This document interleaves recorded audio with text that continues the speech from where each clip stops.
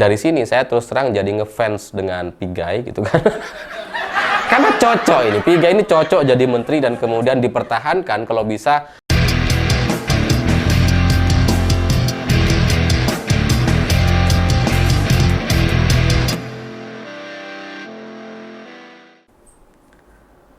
Selamat malam semuanya. Hari ini pimpinan DPR ternyata merespon secara serius permintaan Menteri Hak Asasi Manusia atau Natalius Pigai terkait peningkatan anggaran di kementeriannya dari 64 miliar rupiah menjadi 20 triliun rupiah. Dan saya terus terang kaget. Kok bisa gitu? Kok bisa DPR nggak ketawa, malah memberikan respon yang serius? Saya aja nih yang bikin konten sebelumnya terkait Pigai, itu nggak serius. DPR malah serius ya. Karena pimpinan DPR bilang bahwa ya memang kalau ada anggaran-anggaran yang dibutuhkan atau kegiatan program yang akan dilakukan oleh sebuah kementerian, itu nanti bisa disampaikan secara detail kepada kami dan nantinya itu akan dirapatkan dan akan melihat menyesuaikan dengan kemampuan keuangan negara apakah mungkin program-program ini akan bisa dijalankan katanya. Ini kan serius sekali. Kayak memberi angin surga gitu kepada Pigai. Padahal kita udah tahu, gak mungkin dia tahu.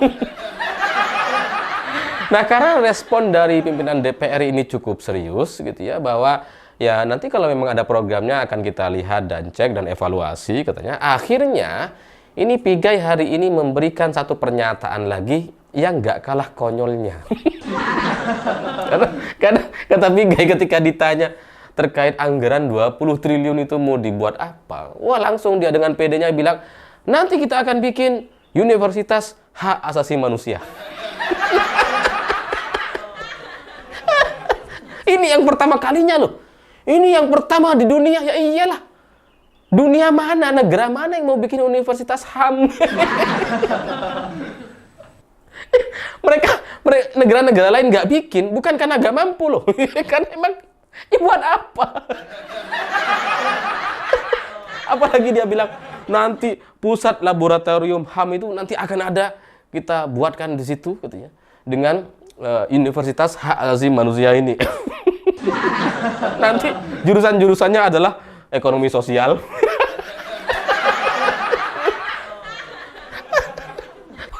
budaya dan sebagainya. Ya, saya nggak ngerti entah pemahaman yang seperti apa yang dimiliki oleh Pigai terkait hak asasi manusia. Saya nggak ngerti. Kok sampai mau bikin kampus dan kemudian mau bikin pusat laboratorium. Jadi kayak mau bikin universitas, pusat laboratorium. Yang seharusnya untuk urusan hak asasi manusia itu kan sudah ada daftarnya oleh PBB. Hak asasi manusia itu kan hak hidup semua orang di sebuah negara. Misalkan kita nih hak untuk bisa bekerja, hak untuk sekolah, kesehatan, hak hukum, hak pribadi, macam-macam lah. Ada 33 tuh menurut PBB. Dan itu sama sekali tidak akan pernah bisa dijadikan satu universitas sendiri gitu.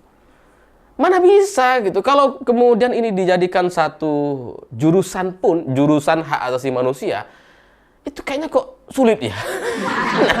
Nanti lulusannya mau kerja apa gitu kan. Komnas HAM kan terbatas kan.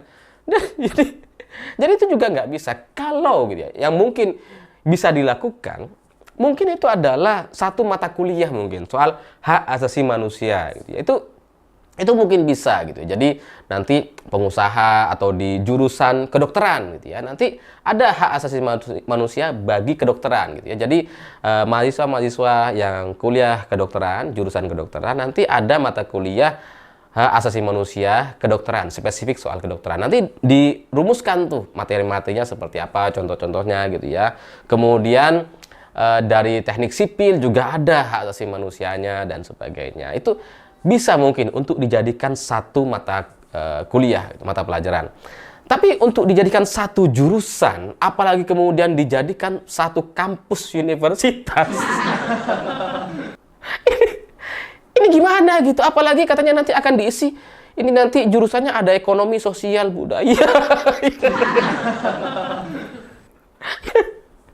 ya, ya mungkin gitu ya. Ini saya gak ngerti nih. Mungkin Pak Menteri Pigai ini berpikir nanti Universitas Hak Asasi Manusia itu kan disingkat Unham.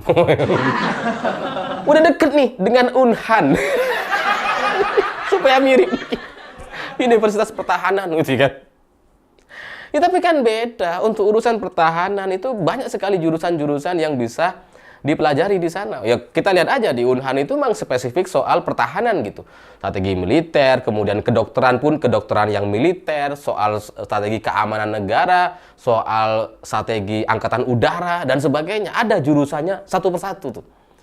Jadi kalau ini kemudian mungkin gitu ya, mau disamakan seperti Unhan, Universitas Pertahanan, dan ini Universitas HAM. Ini nggak nyambung. Memang secara nama udah mirip tuh. Cuma beda M sama N, mirip. Tapi jurusan dan permasalahannya itu berbeda sama sekali gitu.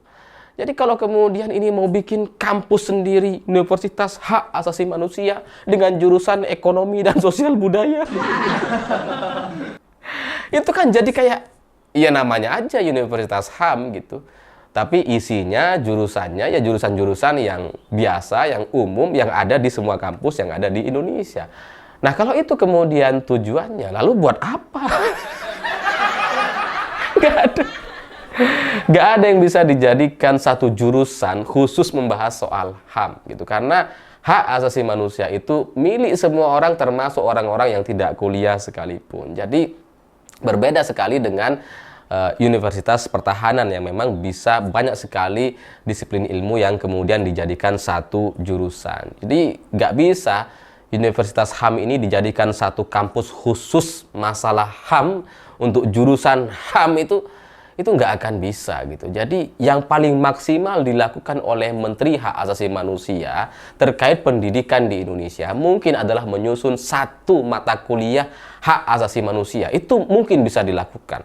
Tapi untuk membuat satu jurusan itu udah nggak mungkin, apalagi mau bikin kampus sendiri.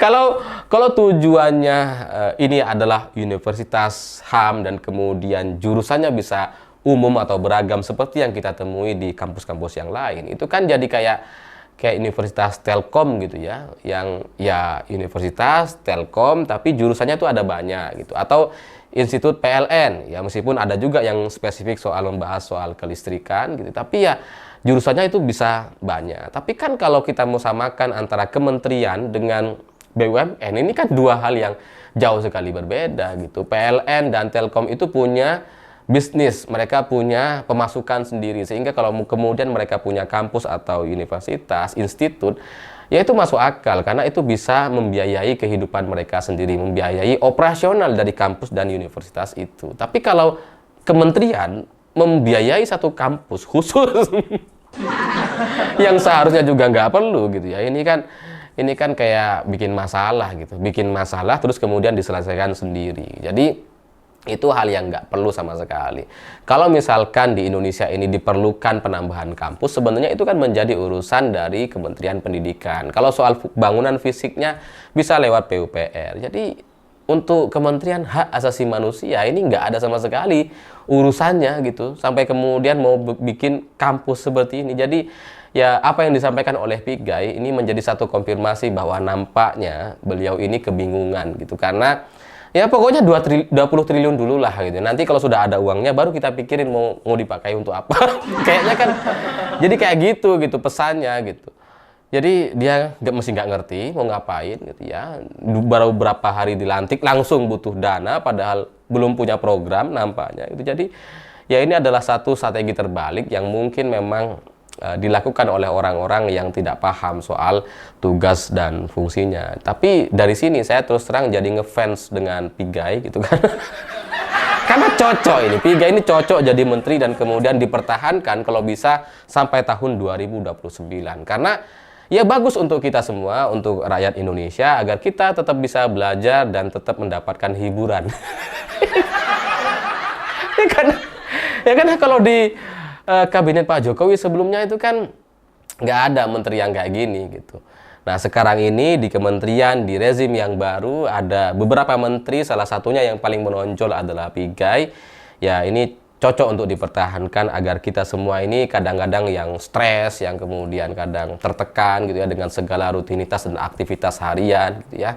Kalau kita ngerasa lelah, ngerasa capek, ngerasa salah, dimarahin sama bos karena nggak bisa kerja dan sebagainya, ya setidaknya kalau Pigai masih jadi menteri, kita bisa melihat gitu, oh ternyata ada yang lebih parah dari kita. Tapi nggak dipecat-pecat gitu. Jadi itu membuat kita optimis gitu. Jadi terus terang saya ngefans sekali dengan Pigai dan berharap agar ini dipertahankan supaya bisa menemani kita setidaknya untuk 5 tahun yang akan datang, kita tetap berada di jalur yang optimis dan riang gembira. Saya pikir itu. Terima kasih sudah menonton. Begitulah kura-kura.